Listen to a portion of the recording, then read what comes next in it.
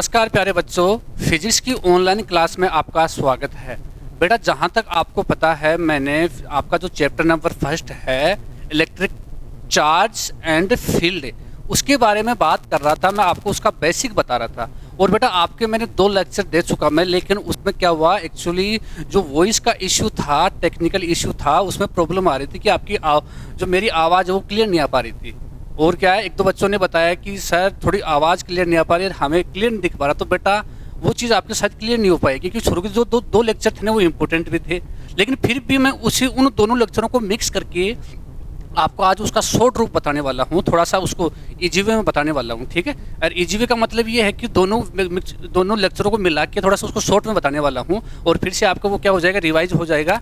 ठीक है, तो मैं बात कर रहा था विद्युत आवेश एवं क्षेत्र के बारे में। जो आपका चैप्टर नंबर फर्स्ट है वो यही था, विद्युत आवेश एवं उसके क्षेत्र। अब बेटा थोड़ा सा आपको उसका मैंने बताया था, अब थोड़ा सा तो आपको हिंट दी थी एक डायग्राम बना के कि अगर किसी वस्तु पर आवेश है तो आवेश 2 अवस्थाओं में हो सकता है। पहली अवस्था कौन सी थी? आप बोलोगे सर आवेश स्थिर अवस्था में है। वो डायग्राम एक बार मैं वापस से बना रहा हूँ। ठीक है बेटा, वो डायग्राम इंपॉर्टेंट है, वो एक एज उस चैप्टर की शुरू के जो चैप्टर थे उनकी थीम है, सोच है कि उस अपन एक्चुअल में बात क्या करने वाले। ठीक है, एक बार वो डायग्राम है, फिर आपको प्रॉपर बेटा नोट्स पे लिखने होंगे। ठीक है, मतलब आपको नोट्स लिखने हैं प्रॉपर। मैं यहाँ हर एक डेफिनेशन बोर्ड पे लिखाने वाला हूँ, हर एक क्वेश्चन बोर्ड पे कराने वाला हूँ और हर एक कॉन्सेप्ट आपको सीखने का आप प्रयास करो। क्लियर? तो देखो मैं बात कर रहा था आवेश के बारे में। मान लो अब बोलोगे सर आवेश क्या चीज़ है? बेटा आवेश के बारे में आगे मैं सब कुछ बताने वाला हूँ। मतलब एज ए जो चार्ज है उसका मैं पोस्टमार्टम करने वाला हूँ। अब पोस्टमार्टम में सब चीज़ें आती है कि आवेश कैसे आया, कैसे उत्पन्न कर सकते हैं, कौन कौन से क्षेत्र उत्पन्न कर सकता है, आवेश स्थिर अवस्था में है तो कौन सा क्षेत्र उत्पन्न कर रहा है, आवेश गति कर रहा है तो कौन सा क्षेत्र उत्पन्न कर रहा है, वो सारी चीज़ें एक बार थोड़ा सा हल्का सा देख लो। क्योंकि शुरू के जो दो लेक्चर थे ना उनमें वॉइस का इशू था, वॉइस आपकी क्लियर नहीं आ पा रही थी, तो वो आज सही कर दी गई है बेटा। अब आपका प्रॉपर आवाज़ भी क्लियर आ पाएगी और आपको यहाँ दिखने में भी सहूलियत होगी। अब देखो कोई भी वस्तु है उस पर आवेश है बेटा, आवेश 2 अवस्थाओं में हो सकता है। आवेश की 2 स्थितियां हो सकती है, 2 अवस्थाओं में हो सकता है। अब पहली अवस्था कौन सी थी कि सर आवेश है वो कौन सी अवस्था में हो सकता है? स्थिर अवस्था में। कौन सी अवस्था में? स्थिर अवस्था में। क्लियर? दूसरी अवस्था हो सकती है बेटा, स्थिर है तो दूसरी अवस्था में वो गति कर रहा होगा, सीधी सी बात है। और वो आपकी अवस्था है वो है कौन सी अवस्था? गतिशील अवस्था। कौन सी अवस्था? गतिशील अवस्था। गतिशील अवस्था। अब सुनना बेटा, इस गतिशील अवस्था में 2 अवस्था आ जाती है। ठीक है, गति भी क्या होती है, गतियों के भी प्रकार कितने हो जाते हैं, अपने 11th क्लास में पढ़ा होगा। तो गतियों के क्या हो जाते हैं? 2 प्रकार। एक तो बोलो तो समरूप गति और एक बोलो तो क्या? असमरूप गति। तो मैंने गति को भी कितने भागों में बांट दिया? 2 भागों में। गतियां भी 2 हो गई। तो बेटा एक तो होती है समरूप गति। कौन सी गति? समरूप गति। थोड़ा सा आपको याद रखना पड़ेगा। देखो अपने चैप्टर को स्टार्ट करने से पहले समरूप गति, अभी आपका चैप्टर क्लियरली स्टार्ट नहीं हुआ। समरूप गति। दूसरी है आपकी असमरूप गति। असमरूप गति। असमरूप गति। अब बेटा अगर आपका, अब मैं सीधे से एक छोटे से शब्दों में बोलना चाहूँ तो यहाँ आवेश की 3 स्थितियाँ हो गई। आवेश स्थिर अवस्था में है, आवेश समरूप गति कर रहा है, आवेश असमरूप गति कर रहा है। अब सुनना बेटा, अगर आपका आवेश स्थिर अवस्था में है तो वो एक क्षेत्र का निर्माण करता है और उसे बोलते हैं विद्युत क्षेत्र। विद्युत क्षेत्र। और उसको हमेशा रिप्रेजेंट करेंगे किससे? ई से। विद्युत क्षेत्र को हमेशा किससे रिप्रेजेंट करेंगे? ई से करेंगे। और अब देखो यहाँ से क्वेश्चन यहीं से बनना स्टार्ट हो गया। विद्युत क्षेत्र का निर्माण, और विद्युत क्षेत्र भी बेटा मैं यहाँ लिख देता हूँ केवल विद्युत क्षेत्र। केवल विद्युत क्षेत्र। मैं बोलूँगा कि बच्चों केवल विद्युत क्षेत्र का निर्माण कब होता है? तो आप बोलोगे सर स्थिर अवस्था में। कौन सी अवस्था में? स्थिर अवस्था में। और स्थिर अवस्था में आपका आवेश है तो वो निर्माण करेगा विद्युत क्षेत्र का। अगर आपका आवेश गति कर रहा है, कौन सी गति कर रहा है? समरूप गति कर रहा है, तो बेटा 2 क्षेत्रों का निर्माण करता है। कितने क्षेत्रों का निर्माण करेगा? 2 क्षेत्रों का निर्माण करेगा। पहला क्षेत्र कौन सा है? विद्युत क्षेत्र तो बनाएगा ही बनाएगा। बात समझ में आ गई? अब समरूप गति का मतलब है बेटा जो आपकी वेलोसिटी है वो इक्वल है हर जगह, उसकी जो चाल है, उसका जो वेग है, सीधे से शब्दों में बोलूँ तो वेग है, वो वेग क्या है, उसका स्थिर है। तो और अच्छा बोलूँ तो उसका त्वरण या मंदन क्या है, उसका मान कितना है, 0। तो नॉर्मली इतना लोड मान लो। अब समरूप का मतलब है एक समान गति, हर जगह उसकी जो वेलोसिटी है वो क्या है, इक्वल है। वेलोसिटी क्या है, इक्वल है। हाँ, समरूप गति, जब आवेश समरूप गति करता है तो बेटा एक क्षेत्र, दो क्षेत्रों का निर्माण होता है। और वो पहला तो विद्युत क्षेत्र तो होगा ही होगा, विद्युत क्षेत्र तो होगा ही होगा, प्लस एक बनेगा बेटा चुंबकीय क्षेत्र। चुंबकीय क्षेत्र मतलब क्या हुआ आपका, आपने 11वीं क्लास में पढ़ा होगा गुरुत्वीय क्षेत्र। किसी वस्तु में द्रव्यमान है, उस मान लो ये वस्तु है, मेरा मार्कर है, इसमें द्रव्यमान है, तो इस द्रव्यमान के कारण इसके चारों ओर एक क्षेत्र उत्पन्न होगा और उसे बोलते हैं गुरुत्वीय क्षेत्र। ये आपने बात की थी 11वीं क्लास में, बात समझ में आ गई। अब सेम वही बात करने वाले हैं अपन आवेश के बारे में।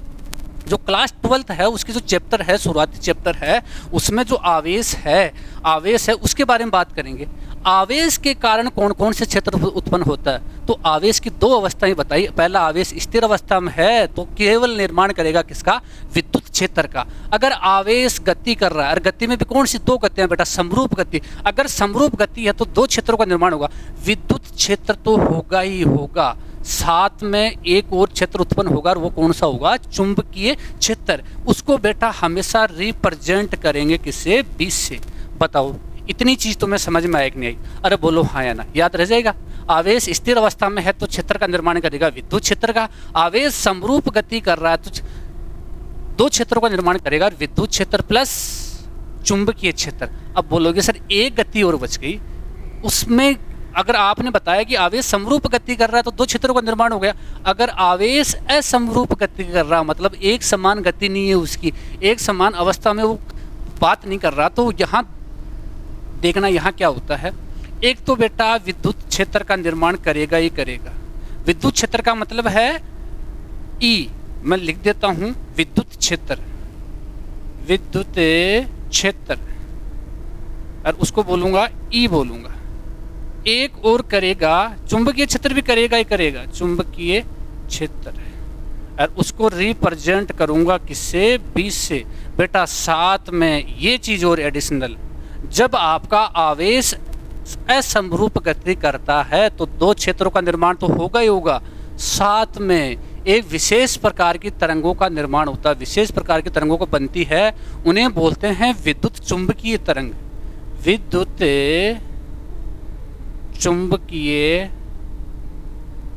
चुंबकीय तरंगे। ये बेटा इस चैप्टर का आधार है। तो सारी कहानी में एक शब्द में बोलना चाहूँ तो जो शुरू के दो चैप्टर है, या फिर ये बोल दो जो बेटा आपके एनसीईआरटी किताबें, दो किताबें हैं। जो पहली फर्स्ट किताब है, मोस्टली चैप्टरों में अपन बात करेंगे किसके बारे में, आवेश के बारे में। और शुरू के दो चैप्टर है उसमें आवेश कौन सी अवस्था में होगा, स्थिर अवस्था में। अभी बोला था मैंने, आवेश अगर स्थिर अवस्था में होता है तो केवल एक क्षेत्र का निर्माण होता है, और वो क्षेत्र कौन सा है, विद्युत क्षेत्र। तो मैं ये बोल सकता हूँ कि शुरू के दो चैप्टर है उनमें अपन बात करेंगे विद्युत क्षेत्र की। किसकी बात करेंगे, विद्युत क्षेत्र की। बाकी के जो नेक्स्ट चैप्टर है उसमें अपन बात करेंगे विद्युत क्षेत्र प्लस चुंबकीय क्षेत्र। और मोस्टली एक चैप्टर, लास्ट का जो चैप्टर बचा है इस फर्स्ट किताब का, है ना, तो उसमें अपन बात करेंगे उसमें आवेश कौन सी गति करेगा, असमरूप गति करेगा, और उसमें अपन बात करेंगे विद्युत चुंबकीय तरंगों के बारे में। ये था आपकी जो फर्स्ट किताब है उसका पूरा निचोड़ है। मतलब अपन जो शुरू के दो चैप्टर है उसमें आवेश स्थिर अवस्था में होगा, विद्युत क्षेत्र का निर्माण करेगा।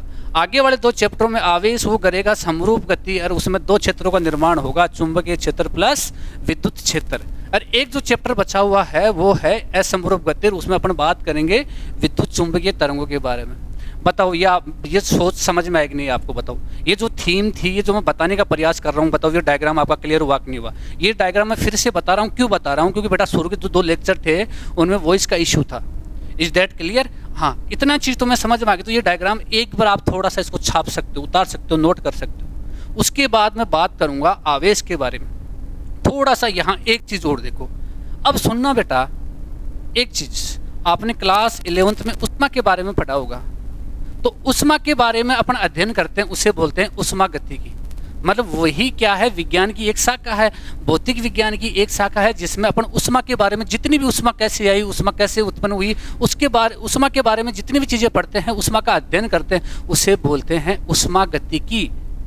क्लास 12th में आपका एक चैप्टर है जिसमें अपन प्रकाश के बारे में बात करने वाले हैं। अगर प्रकाश के बारे में बात कर रहे हैं तो वहाँ उसको बोलेंगे, उस जो फिजिक्स की जो ब्रांच है उसको बोलेंगे प्रकाशिकी।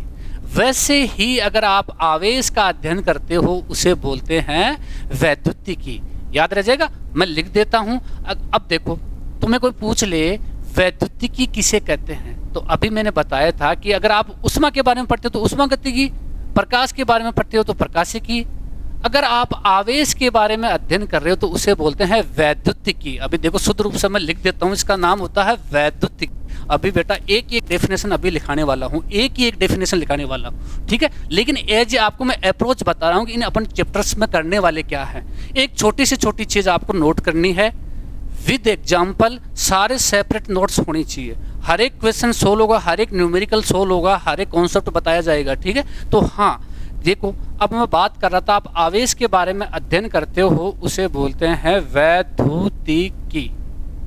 ये चीज़ समझ में आई कि नहीं आई? मैं बोलूँगा बच्चों वैद्युतिकी किसे कहते हो, तो आप बोलोगे सर भौतिक विज्ञान या विज्ञान की ऐसी शाखा जिसमें आवेश के बारे में अध्ययन किया जाता है, आवेश के प्रभावों का क्या किया जाता है, अध्ययन किया जाता है, उसे बोलते हैं वैद्युतिकी। याद हो जाएगी डेफिनेशन। आप बच्चों, मैं बोलूँगा बच्चों वैद्युतिकी किसे कहते हैं, तो आप बोलोगे सर आवेश के बारे में अध्ययन किया जाता है उसे बोलते हैं वैद्युतिकी। क्या बोलेंगे? वैद्युतिकी। अब बोलोगे सर आवेश दो अवस्थाओं में, अभी बताया था सर आवेश, ये कहते हैं कि बताओ इस वैद्युतिकी की भी दो शाखाएं हैं बेटा, दो भागों में बढ़ जाती है ये। अगर आपका आवेश स्थिर अवस्था में है उसे बोलते हैं स्थिर वैद्युतिकी, अगर आवेश आपका गति कर रहा है तो उसे बोलेंगे गतिक वैद्युतिकी। मैंने बोला बच्चों ये वैद्युतिकी है ना, इसी के भी दो प्रकार हो जाएंगे। एक तो आपका आवेश स्थिर अवस्था में है तो उसे बोलेंगे स्थिर वैद्युतिकी। देखो बेटा नाम से ही डेफिनेशन निकल रही है, स्थिर वैद्युतिकी। आवेश अगर स्थिर अवस्था में है उसका अपन अध्ययन करेंगे तो उसे बोलेंगे स्थिर वैद्युतिकी। अगर आपका आवेश गति कर रहा है, गतिमान आवेश के बारे में अध्ययन किया जाता है उसे बोलते हैं गतिकी वैद्युतिकी। वैद्युतिकी, इसको गतिकी भी बोल दो या गतिक बोल दो, गतिक वैद्युतिकी या गतिकी बोल दो, एक ही बात है। बात समझ में नहीं? मैंने बोला आवेश के बारे में अध्ययन करते हैं वैद्युतिकी, अगर आवेश स्थिर अवस्था में है उसका अपन अध्ययन कर रहे हैं तो उसे बोलेंगे स्थिर वैद्युतिकी। अगर आवेश आपका गतिशील अवस्था में है उसके बारे में अपन अध्ययन करेंगे, उसके प्रभावों का अध्ययन करेंगे, उसे बोलते हैं, क्या बोलते हैं बेटा? गतिक वैद्युतिकी। याद रह जाएगा? याद रह जाएगा? Definition note करवाऊं? ओके ठीक है जी बेटा। अब इसको रफ कर देता हूं मैं, ठीक है। नोट करना चाहो तो नोट कर लो एक बार। ये बेटा वैसे नोट्स एक पार्ट का जो आपका लेसन है उसका अप्रोच है, ठीक है। अब मैं स्टार्ट यहाँ से करूँगा बेटा वैद्युतिकी से। आवेश के बारे में अपन पढ़ने वाले, सीधी सी बात है, सारे चैप्टर में क्या पढ़ने वाले? आवेश। और आवेश के बारे में पढ़ेंगे तो वो कौन सी शाखा है विज्ञान की, उसे बोले हैं वैद्युतिकी। अब आवेश की दो अवस्थाएं बताइए। आप बोलोगे सर एक तो आवेश स्थिर अवस्था में हो सकता है, आवेश एक जगह स्थिर, एक जगह है ये आवेश, एक जगह मान लो आवेश है ये स्थिर है तो अपने चारों ओर एक क्षेत्र का निर्माण करेगा, और वो क्षेत्र कौन सा है? विद्युत क्षेत्र। उसके बारे में अध्ययन करेंगे, उसे बोलते हैं स्थिर वैद्युतिकी। बताओ यस या नो? अगर आवेश आपका गति कर रहा है, आवेश क्या कर रहा है? एक जगह से दूसरी जगह गति कर रहा है, इसका मतलब आवेश प्रवाह करने लग गया। और आवेश प्रवाह की दर को क्या बोलते हैं? धारा। और धारा के बारे में पढ़ेंगे मतलब चुंबकीय क्षेत्र का निर्माण होगा, और वो पढ़ेंगे अपन गतिक की वैद्युतिकी में। गतिक वैद्युतिकी बोल दो, गतिक वैद्युतिकी बोल दो, एक ही बात। यस या नो बोलो, हाँ या ना। चलो इसको रब कर देता हूँ। ये बेटा डायग्राम मैंने आज 2-3 दिन से मैं बता रहा हूँ इसको बार बार, अब तो आपको याद हो गया होगा ये चीज़। ये इसलिए बता रहा हूँ कि शुरू के जो दो लेक्चर थे उसमें कोई वॉइस का इशू था, टेक्निकल इशू था, अब वो सही कर दिया गया। अब आपके पास आवाज़ एकदम क्लियर पहुँचेगी, बोलो है कि नहीं? और बेटा 2-4 दिन बाद में आपकी तो क्लास होगी वो बिल्कुल लाइव क्लास होने वाली है, उसमें आपके कमेंट्स में देख पाऊँगा, आप मेरे से ऑनलाइन जुड़ पाओगे। बोलो है कि नहीं? इतनी चीज़ आप अगर कोई क्वेश्चन ऑनलाइन का मतलब ये होता है कि बेटा आप उसमें मैं जब पढ़ा रहा हूँ तभी आप मेरे को क्वेश्चन पूछ सकते हो। अभी तो फिलहाल तो रिकॉर्डेड क्लास चल रही है, ठीक है, तो 2-4 दिन का आप टाइम दे, उसमें आपको एक बिल्कुल आप लाइव क्लास जुड़ चुके होंगे, है ना, डायरेक्टली मेरे से संपर्क कर पाओगे। ओके, हाँ। तो बेटा अब मैं आपको बोला था कि मैं अध्ययन करने वाला हूँ आवेश, और आवेश का अध्ययन करते हैं उसे बोलते हैं वैद्युतिकी। अब बेटा स्टार्ट करो भाई, नोट्स बनाना यहाँ से मेरे साथ साथ मैं बोलना स्टार्ट कर रहा हूँ, साथ में लिखा भी रहा हूँ। आप भी अगर मान लो थोड़ा सा मैं स्पीड से बता रहा हूँ तो आप वहीं वीडियो को पॉज कर लो, फिर आप नोट्स बनाना सीखो, ठीक है। हाँ देखो मैं बात कर रहा हूँ वैद्युतिकी। अब देखो इसमें मैं इसके डेफिनेशन बोलूँगा। अभी बताया था कि आवेश के प्रभावों का क्या, आवेश के बारे में पढ़ा जाता है। किसके बारे में पढ़ा जाता है? विज्ञान की वह शाखा या भौतिक विज्ञान की वह शाखा, भौतिक विज्ञान की वह शाखा, भौतिक विज्ञान की वह शाखा जिसमें आवेशों, मतलब सीधी सी बात है, अपन पढ़ने वाले किसके बारे में है? आवेश के बारे में पढ़ने वाले हैं। भौतिक विज्ञान की वह शाखा जिसमें आवेशों के प्रभावों का, आवेशों के प्रभावों का अध्ययन किया जाता है, अध्ययन किया जाता है। भौतिक विज्ञान की वह शाखा जिसमें आवेशों के प्रभावों का क्या किया जाता है? अध्ययन किया जाता है। और अच्छी डेफिनेशन बनाओ, और अच्छे लेवल की, मतलब है ना। तो भौतिक विज्ञान की वह शाखा जिसमें आवेश से कौन से क्षेत्र उत्पन्न करते हैं? भौतिक विज्ञान की वह शाखा जिसमें आवेशों, उनके क्षेत्रों तथा उनके प्रभावों का क्या किया जाता है? अध्ययन किया जाता है। और दी बेस्ट बेटर डेफिनेशन ये है। नॉर्मली ये भी सही है, ये एज ए सिंपल डेफिनेशन है। भौतिक विज्ञान की वह शाखा जिसमें आवेशों के प्रभावों का अध्ययन किया जाता है, क्या कहलाता है? वैद्युतिकी कहलाता है। वैद्युतिकी, वैद्युतिकी, वैद्युतिकी। आवेशों के प्रभावों का अध्ययन किया जाता है, उसे वैद्युतिकी कहते हैं। बात समझ में नहीं आई?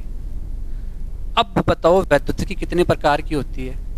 तो ये बात लिख दूं मैं, वैद्युतिकी कितने भागों में बटी है? 2 भागों में। पहली से कौन सी? आवेश स्थिर अवस्था में तो स्थिर वैद्युतिकी, आवेश गति कर रहा है तो गतिक वैद्युतिकी। फिर उन दोनों की डेफिनेशन लिखाऊंगा।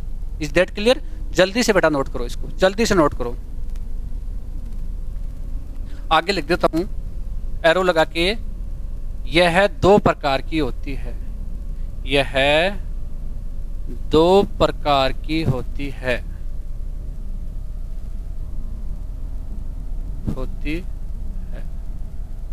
ठीक है बेटा। फर्स्ट नंबर ए, आवेश कौन सी अवस्था में है?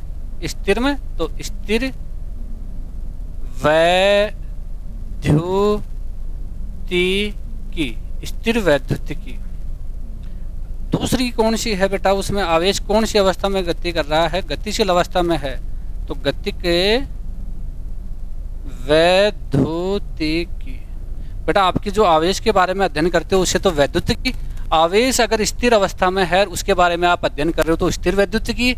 आवेश गति कर रहा है, गति का मतलब गति कर रहा है, इसका मतलब उसके बारे में अपना अध्ययन करें उसे बोलेंगे गतिक वैद्युतिकी।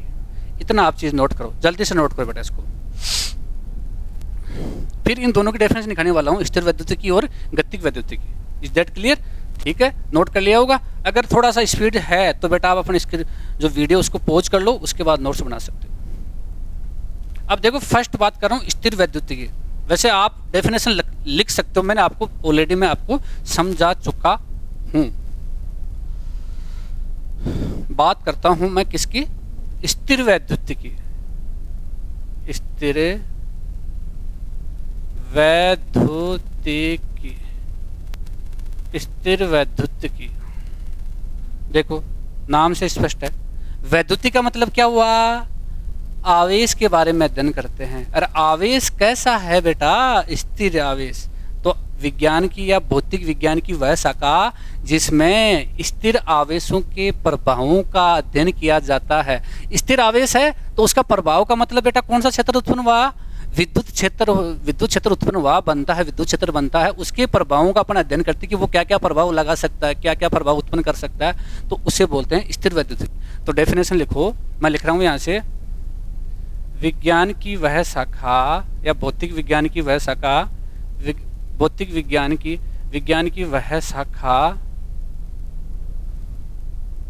जिसमें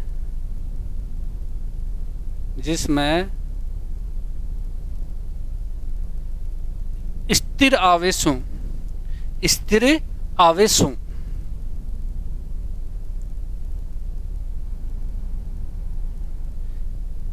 भौतिक विज्ञान की वह शाखा जिसमें स्थिर आवेशों के प्रभावों का, स्थिर बेटा इसको नीचे कर लेना अंडरलाइन, आवेश कैसा होना चाहिए? स्थिर अवस्था में होना चाहिए, जिसमें स्थिर आवेशों का अध्ययन किया जाता है, अध्ययन किया जाता है। विज्ञान की वह शाखा जिसमें स्थिर आवेशों का अध्ययन, या फिर बेटा और अच्छा, स्थिर आवेशों के प्रभावों का, स्थिर आवेशों के प्रभावों का अध्ययन किया जाता है, प्रभावों का अध्ययन किया जाता है,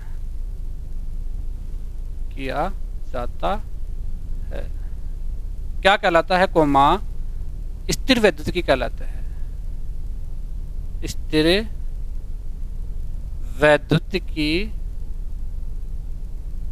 वैद्युतिकी कहलाता है।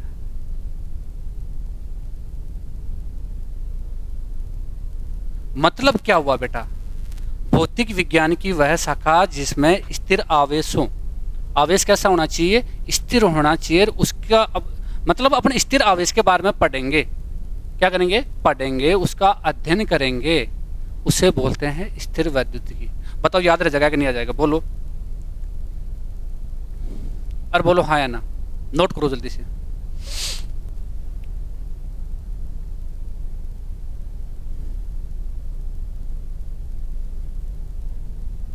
अब देखो बेटा, यहां एक चीज लिखने वाला हूं मैं कि स्थिर आवेश के कारण कौन से क्षेत्र का निर्माण होता है? केवल विद्युत क्षेत्र का निर्माण। अभी देखो डायग्राम बताओ, उस डायग्राम की भाषा यहाँ लिख रहा हूं मैं। जो डायग्राम समझाया था शुरू में आपको, जो डायग्राम की जो अप्रोच दी थी वही चीज है। डायग्राम में मैंने क्या बताया था? आवेश दो अवस्थाओं में, पहला स्थिर अवस्था है, स्थिर आवेश के बारे में अध्ययन करेंगे तो स्थिर वैद्युतिकी। आवेश अगर गति कर रहा है तो उसको अपन बोलेंगे गतिक वैद्युतिकी। अगर स्थिर आवेश है तो वो कौन से क्षेत्र का निर्माण करेगा? विद्युत क्षेत्र का। डायग्राम में समझाया था, अब वही बात यहाँ लिखने वाला हूँ मैं। लिख दूँ यहाँ बेटा एरो लगा के, या ये स्टार लगा के लिखो, स्थिर आवेश के कारण। कौन से आवेश के कारण है?